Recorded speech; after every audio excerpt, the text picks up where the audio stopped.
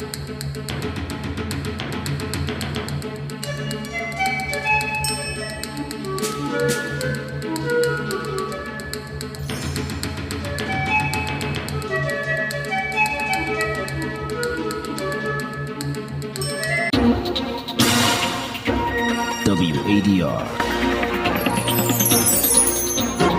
promoting dialogue.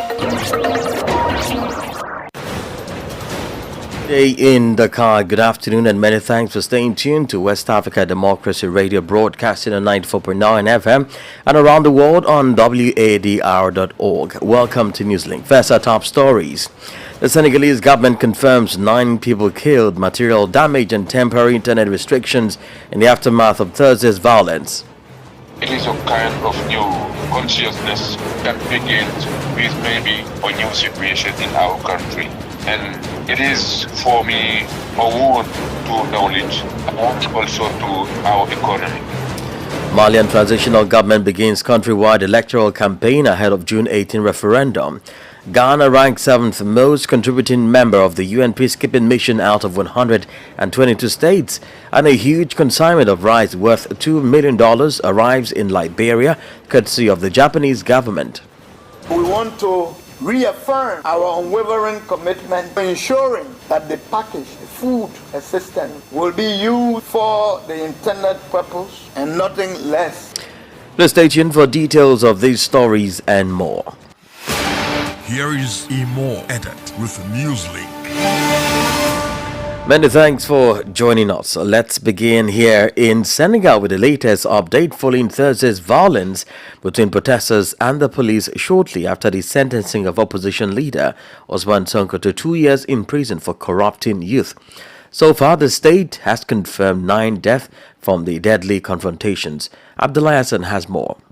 Addressing journalists on the current situation on the night of Thursday to Friday morning, the Minister of Interior, Antoine Felix Diome, confirmed that at least 9 people killed in the capital, Dakar, and Ziguinchor in the south. The minister further announced the temporary restrictions on certain social media platforms in Senegal, which, according to him, are used for misinformation, calls for violence, and hatred. Diome concluded with a call for traditional media not to broadcast hate messages. For his part, the Senegalese Minister of Justice, Ismaïla Madior, told reporters that against the backdrop of Thursday's violence, opposition leader Ousmane Sonko can be arrested at any moment. It, however, remains unknown if the arrest has been executed. In the meantime, across Dakar, security forces are stationed in strategic locations to prevent any breach of law and order. Recall in 2021, a similar protest rocked the capital city and other regions of Senegal when the Pastef leader was summoned for the alleged multiple rape case filed against him by a former massage parlor employee, Adjissar. The demonstrations, described as one of the most violent in the country's history, resulted in at least 11 deaths and the injury of nearly 590 people. Scores of protesters were arrested, and the looting and destruction of property, including public buildings, caused significant damage. Abdullah Hassan filed that report. We're still in Senegal. WADR's James Japon in this report brings a summary of the resulting consequences of confrontations on Thursday in Dakar and environs. Although anticipated, the level of carnage seen in images and videos circulated on social media is beyond any measure. The Senegalese opposition leader Ousmane Sonko's verdict for corrupting youth replaces the principal offense he was being accused of. The report. Clashes erupted Thursday in Dakar and the suburbs between the defense and security forces and demonstrators who took to the streets following the 2-year prison sentence of opposition leader Ousmane Sonko earlier on Thursday. Hours after the verdict, violence cropped in with protesters vandalizing buildings like the Faculty of Law and the Center for the Study of Science and Technology Information, CESTI, in the state tertiary institution Sheikh Anta Diop University in Dakar. Ousmane Sen is a trainer at CESTI. You know that generally, even if students are on strike, they don't break college property. But unfortunately, you see that our school was really damaged today. And so it is a kind of new consciousness that begins with maybe a new situation in our country. But for the time being, you notice that we really are going backwards in democracy. And really, what happens today, it is for me a wound to knowledge, a wound also to our economy. Several outskirts of the capital, such as Wakam and the area where Sonko resides, also experienced the same unrest. The customs post in Pekin, a suburb of Dakar, was vandalized by demonstrators who also lit fires in certain places in the locality using ties. In the south of the country, a stronghold of the opposition, sources say hundreds of supporters took to the streets of Ziguinchor, where Ousmane Sonko is mayor, to denounce the verdict. The PASTEF leader, soon after his sentencing in the press release, urged the population to take to the street to face the current dictatorial regime. Sonko claims that the verdict is the final stage of the plot hatched by President Macky Sall and his henchmen to end his political career. James Japan filed that report. Meanwhile, some Senegalese have reacted to the recent development. Take a listen. I think it's really sad and distressing for a country like Senegal, which used to be a reference in terms of democracy on the African continent. For me, today, the justice system has taken sides, and this has angered the young people, which is understandable if they are out and about demonstrating. So I'm so sorry to see poor innocent people dying because they haven't asked for anything except a stable and normal life. So my reaction to the situation in the country today is, I'm really just praying for peace and hoping that both sides, whether it be the police or the security forces or those that are protesting, I really just hope that no one else gets hurt and that we can come to a peaceful solution to all of this. As for my opinion on the verdict or the government's policies or actions, it's a complicated situation. So, I just hope that we can all come to a peaceful resolution. That's what's most important. No more people dying, no more businesses being burnt, and just minimize losses, both human and capital. That's really, in my opinion, just hoping for peace. Those were some residents of Dakar reacting to the recent development in the country. More stories coming up on West Africa Democracy Radio. Newslink continues. Well, let's bring you more stories now. And less than 3 weeks until the June 18 referendum in Mali, authorities have commenced the electoral campaign, a process that will either validate or reject the new constitution. Sources in Bamako say the transitional government has been busy behind the scenes as well as mobilizing the population to ensure a yes vote in the ballot. This referendum is one of the flagship reforms initiated by the ruling military. Francis Boniface completes the story. To ensure that the new constitution is adopted in the referendum scheduled for June 18, the authorities have stepped up the number of meetings they have held with various social strata to convince them. Politicians, civil society, trade unionists, clerics, and journalists received government delegations who explained the content of the draft new constitution and asked for their support. For the moment, the electoral campaign has begun in a timid atmosphere. The authorities have called for mobilization via awareness campaigns to explain the content of the draft new constitution even in the most remote areas. The pro-transition movements are already preparing to take to the field to fight the campaign. The campaign opens as the draft new constitution continues to divide the players. The League of Imams and Scholars of Mali is opposed to the use of the word secular in the new constitution. These clerics have called for a no vote in the referendum. In Gao, in the north of the country, civil society is threatening to boycott the ballot if the water and electricity cuts are not resolved. As a reminder, the referendum that will give the country a new constitution is scheduled for June 18. The forces of law and order will vote in advance on June 11. Francis Boniface filed that report. Burkina Faso, devastated by insurgency since 2015, is said to be enduring the most neglected crisis in the world. The Norwegian Refugee Council (NRC) says populations in the landlocked country are experiencing a growing humanitarian crisis, with 1 in every Burkinabe needing assistance. The NGO in its annual report states that 7 of the world's 10 most neglected crises are in Africa. As Sankle Janko report, NRC's annual ranking of the 10 most neglected population displacement crisis considers three main factors: the lack of political will of the international community, media coverage, and humanitarian funding. According to the NRC, Burkina Faso has more than 14,000 people killed in the past 5 years, half of them since January 2022, and more than 2 million internally displaced people. The NGO's report indicates that in 2022, growing violence and the displacement of populations have left nearly 1 in 4 Burkinabe in need of humanitarian assistance. Unfortunately, only 42% of the humanitarian aid requested has been distributed. Several attacks on water points were perpetrated by armed groups which deprived 830,000 people of water, while an estimated 6,200 schools have closed, affecting more than 1 million children. The NGO estimates that political instability adds another layer to the crisis with 2 military coups in 2022. Second in the ranking by NRC is the Democratic Republic of Congo, while Colombia, with its 60 years of armed conflict, is third ahead of Sudan and Venezuela.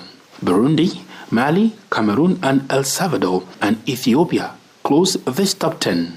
The NRC recommends the provision of humanitarian assistance according to the needs of the affected populations and not according to geographical interest or the degree of attention given by the media to certain crises. Sankle Janko filed a report.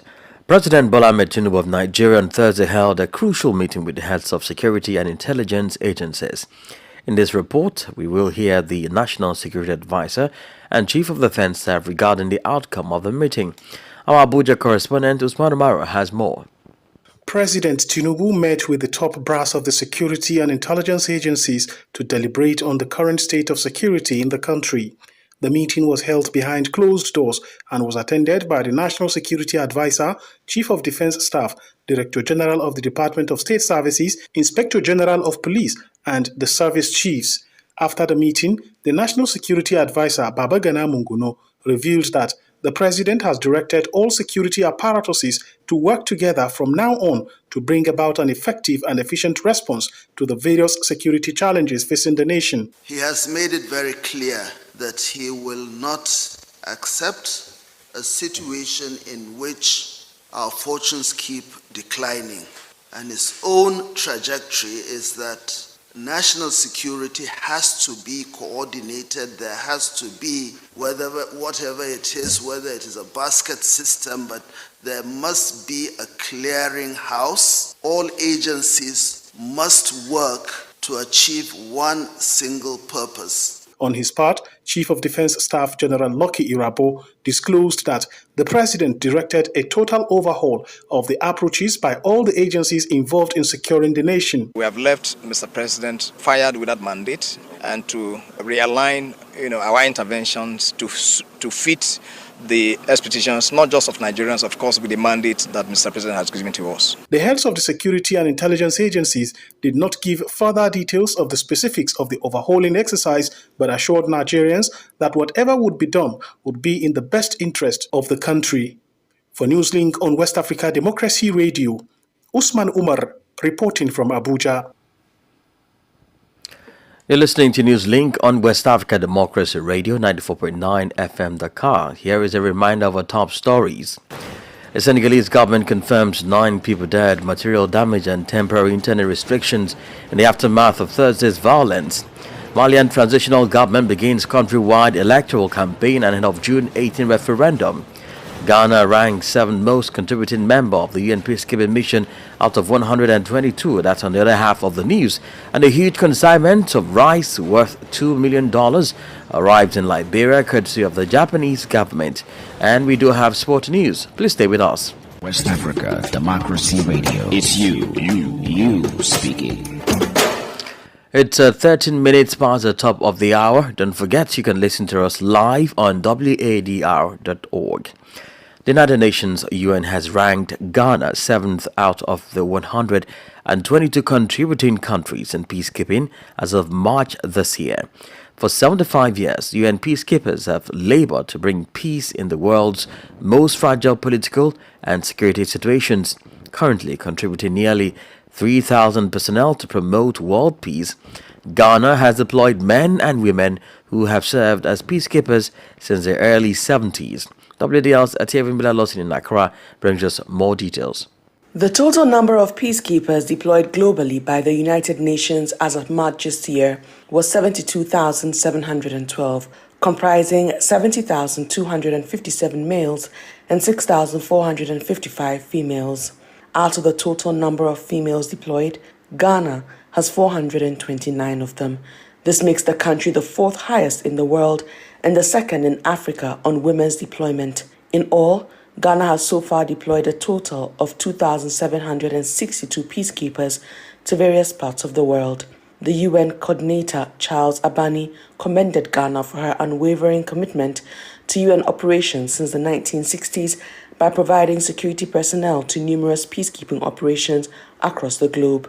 One of the most remarkable achievements of the Ghanaian peacekeepers was their response to the catastrophic breach in the dike surrounding Bentiu, Unity State in South Sudan's internally displaced persons camp last year.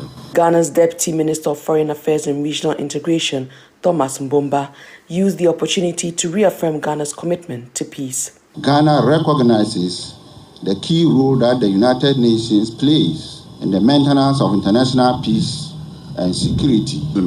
Let us use this occasion to reaffirm our commitment to peace and pay tribute to the bravery and sacrifice of peacekeepers around the world. Ghana was the first country to deploy in the then Congo in 1960 with a brigade of troops after President Patrice Lumumba was killed.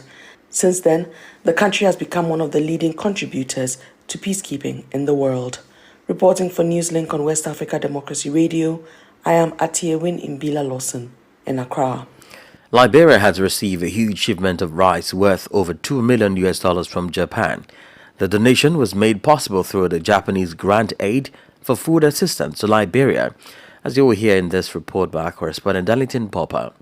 The Japanese ambassador to Liberia, Mushojuki Hisanobu, presented the donation, said the food assistance is Japan's contribution to addressing food security in the country. He further emphasized that the food aid is in fulfillment of Japan's promise to international protocols concerning efforts to end hunger across the world. Japan and Liberia have had a long-standing relationship. Over the years, Japan has continued to intensify efforts to elevate this relationship through projects that cut across several policy domains in the Liberian economy. Receiving the supplies, Liberian Foreign Minister D. Maswesa Kimbian expressed gratitude to the government and people of Japan, saying the food assistance will help Liberia and its people. Minister Kimbian noted that the 30-kilogram rice will be sold for an affordable price in the market. We want to reaffirm our unwavering commitment to ensuring that the package, the food assistance, will be used for the intended purpose and nothing less than that. The donation of 86,000 30-kilogram bags, according to the Liberian government, is a result of a bilateral negotiation between Monrovia and Beijing. For Newslink on West Africa Democracy Radio, I'm Darlington Popper in Monrovia. Politics, analysis on major news, social matters, and all. This is A Guest. Well, let's remain in Liberia, where lawyers for the prosecution of a former warlord say a Swiss court on Thursday upheld a guilty verdict for war crimes in the case against him. Aliyu Kusaya, a Liberian rebel commander in the 1990s, was convicted in June 2021 for crimes against humanity and sentenced to 20 years in prison. Adama Dempster is a human rights activist in Liberia. So, this is quite important that, at least from a universal jurisdiction standpoint, that another milestone trial has taken place and concluded where Aliyu Kusaya has been convicted. We believe that this decision by the Swiss authority, the Swiss court, is timely and, of course, is overwhelming, because it gave room for the culture of impunity to be erased within the university, in the jurisdiction setting that has to do with crimes committed in different areas. So regardless of where the crimes have been committed, once the evidence are overwhelming, the evidence are cleared, there should be no compromise, there should be no denial, there should be no authority that will not take an action that will bring this atrocity to an end. So we believe that the decision is highly welcome by the Swiss authority, and of course it sent a great message to who be alleged perpetrators of war crimes, crimes against humanity. And of course, I would say in a loud tone that this is a message that has helped to boost the quest for justice in Liberia. Besides Aliyu Kosaya, Jibril Masakwa is also being tried, and Liberia is expecting the outcome of that process or the hearing by end of June. But how far has the government of Liberia gone into establishing a war crimes court to try warlords? So unfortunately, very much unfortunately, the government have not shown any support. The government have not taken any position that is concrete towards the establishment of an accountability framework to hold past human rights violators accountable. That is sad. That is very unfortunate to really find ourselves after years of civil conflict that affected the Republic of Liberia, that created a victim society and that took away the life of over 250,000 Liberians. The government have not shown such support. The government have not mustered such coverage. So that has actually encouraged the culture of impunity in the Republic. But I can tell you squarely that these diaspora trials has actually continued to encourage the quest for justice, the campaign for justice, and create hope for victims that no matter how slow, how delaying, there's no political will, there will be a time that justice will come, justice will be served for the many atrocities that were committed in Liberia. You are not only a signatory to many of the calls to the international community seeking for justice for victims of the decades of civil war in Liberia, but you've also called for some sort of reparation for victims of these crimes. I mean, so far, that part of the bargain or the plea remains almost unattended to. Why has that been? Yeah, so that is one of the concern I'm going to raise with this under universal jurisdiction. That is in the process where we appreciate the conviction of a war criminal, someone who brutally took away the lives, tortured, sexually assaulted people under his command and instruction, of course, created so much child soldiers within the Liberian society. It's been convicted today. That is a wild victory. It's a big victory for the quest for justice. But what comes along is that conviction is one, but the reparation that has to do with those who were injured, those who suffered the torture that they went through as a result of his instruction, as a result of his command, those people are yet to get justice. And that's one of the major area of concern that we've seen under the universal jurisdiction that have been implemented with the many trials that have been undertaken in the diaspora. That is, after conviction, the courts need to push for reparation for the victims. That is, direct victims who suffer as a result of Aliyu Kushat's own mere hand, cruelty on the civilian population. There has to be a reparation.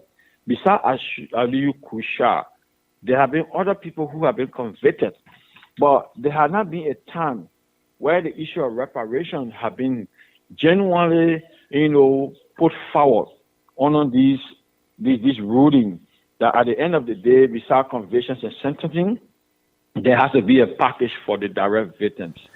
Adama Dempster is a human rights activist in Liberia. It's now time for sport news with Sankule Janko.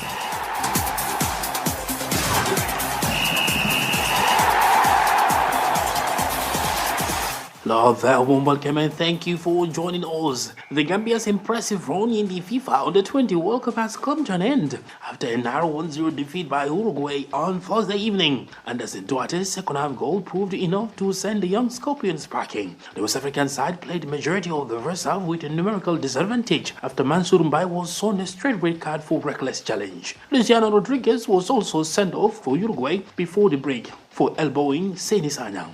The match sprung to life in the second half as both teams went all out for the winner. It was the South Americans, however, who came on top after Duarte's stunning strike.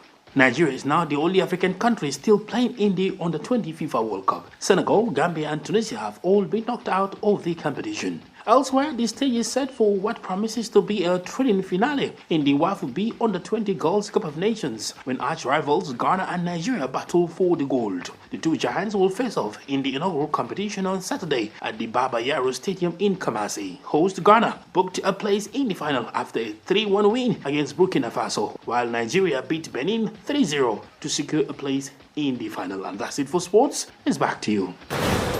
And we've come to the end of this edition of Newslink from West Africa Democracy Radio, broadcasting from Dakar, Senegal. Thank you for listening, and many thanks to our listeners in the Gambia via Hot 104.3 FM Banjul and in Liberia on Alternative Youth Radio 98.9 FM, Lofa County, as well as in Ghana on Royals FM 104.7 Wenchi. Inyas Bilimu has been on the console, and Maudo Juf has been managing the live streams on our social media platforms. So let's continue the conversation on Twitter, Instagram at WDL News, and Facebook, West Africa Democracy Radio English Service. I am Imoh Edit. Good afternoon. News, talk, music. Get it all 24 hours on West Africa Democracy Radio 94.9 FM.